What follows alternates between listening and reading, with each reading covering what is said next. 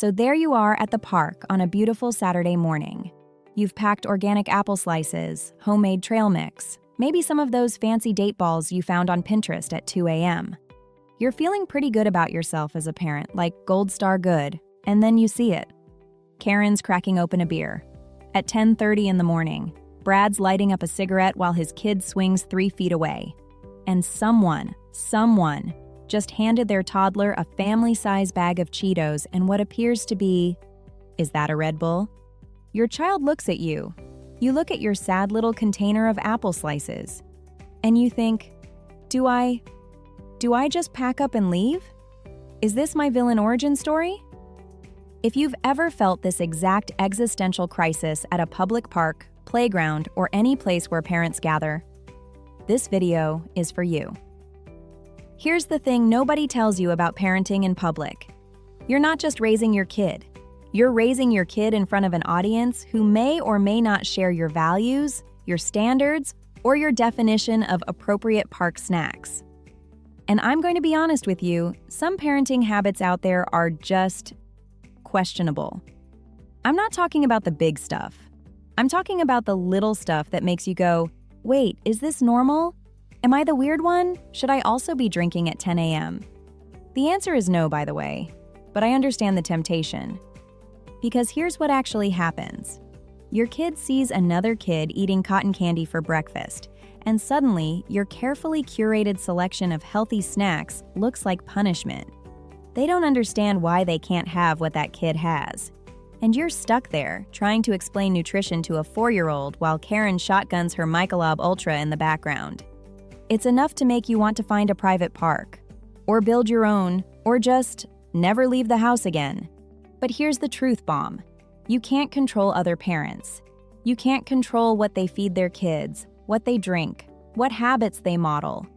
And moving locations every time someone does something you disagree with, that's not sustainable. That's just exhausting. So what can you do? All right, tip number 1 is something I learned the hard way, and it's this: set expectations before you arrive. I used to make the rookie mistake of just showing up to the park and hoping for the best. And then, inevitably, my kid would see something she wanted. I'd say no, and we'd have a full meltdown in front of God and everybody. Now, I prep her before we even get out of the car. Hey, sweetie, we're going to the park. We're bringing our special snacks, the ones that make us strong and help us run really fast. Other kids might have different snacks, and that's okay for them. But we're sticking with our snacks today because that's what works for our family. Is it a magic solution? No. Will she still ask for ice cream when she sees another kid with a popsicle the size of her head? Absolutely. But, and this is important, she's less shocked by it. She's been given a framework. She knows different families do different things. And here's the sneaky genius part. You can even turn it into a game. Let's see how many different snacks we can spot today. Some families like cookies, some like fruit, some like chips. Everyone's different. This does 2 things. It normalizes the differences, and it makes your kid feel like an observer rather than a victim of deprivation. Plus, it's honestly kind of hilarious to hear your 5-year-old narrate the park like David Attenborough. And here we observe the wild toddler consuming his 3rd juice box of the morning. Okay, tip number 2. Get comfortable with being the mean parent and own it. I know. Nobody wants to be the bad guy. We all want to be the cool, fun parent who says yes to everything and is loved by all the children. But you know what?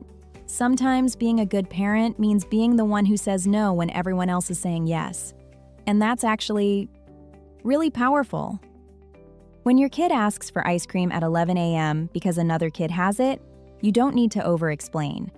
You don't need to give a TED Talk on sugar metabolism. You just need to say, "That's not what we're having today. You can have your apple slices or you can wait until we get home. Your choice." And then, this is the hard part, you stop talking. You don't apologize. You don't justify. You don't nervously laugh and say, "I know, mommy's so mean, right?" You just hold the boundary. I'm going to let you in on a secret. Your kid is watching how you feel about your own decisions. If you seem anxious, uncertain, or apologetic about your choices, they'll push harder. But if you're calm and confident, they might whine, sure, but they'll accept it faster than you think. And here's something nobody talks about. Other kids notice this too. I've had other people's children come up to me and ask if they can have some of my kids' snacks because, quote, "those look really good actually." Kids are weirdly influenced by confidence. If you're excited about your apple slices, suddenly apple slices become interesting. Is this manipulative? Maybe a little. Do I care? Not even remotely. Tip number 3, and this one's big. Find your tribe, even if it's just one other parent. Look, I'm not saying you need to start a health-conscious parent support group at the park, although honestly, that's not a terrible idea. What I am saying is that it makes a massive difference when your kid sees that other kids are also eating fruit, drinking water, and not getting beer-adjacent parenting. I used to think I was alone in this. I'd show up to the park, see the carnival of questionable choices, and think, am I the only one who cares about this stuff? And then one day, I noticed another mom. She had a little cooler. She was handing her kid carrot sticks. We made eye contact. It was like that moment in a movie where you find your soulmate, except it's just another exhausted parent who also Googled healthy toddler snacks at midnight. We started showing up at the same time. Our kids became friends. And suddenly, my daughter had a buddy who was also eating the boring snacks, and it didn't feel boring anymore. Here's the thing. You don't have to change the entire park culture. You just need to find one other family that shares your values. That's it. One ally makes all the difference. And if you can't find them in person, online parenting groups, neighborhood apps, even just texting that one friend from your prenatal class who you haven't talked to in 6 months, find your people. They're out there, probably also feeling like the weird ones. Now, let's zoom out for a second. Because yes, this video is about dealing with other parents' habits at the park. But really, it's about something bigger. Teaching your kid that different doesn't mean wrong, and that you can stick to your values even when you're the only one. That's a life skill, folks. When you hold your boundaries at the park, when you calmly say no to the ice cream, when you don't freak out because Karen's on her second beer, you're teaching your kid. We can be around people who make different choices, and that's okay. We don't have to judge them or run away. But we also don't have to do what they're doing just because everyone else is. That's powerful. And honestly, some of those parents might be dealing with stuff you don't know about. Maybe Karen's going through a divorce and that beer is her way of coping with a really hard season. Maybe Brad's trying to quit smoking, but he's not there yet. Maybe that mom with the Cheetos just found out her kid will actually eat Cheetos, and that's a win because he hasn't eaten anything in 3 days. We don't know everyone's story, and we don't have to approve of every choice to show a little grace. Thanks for watching. Now go enjoy that park. Weird snacks and all.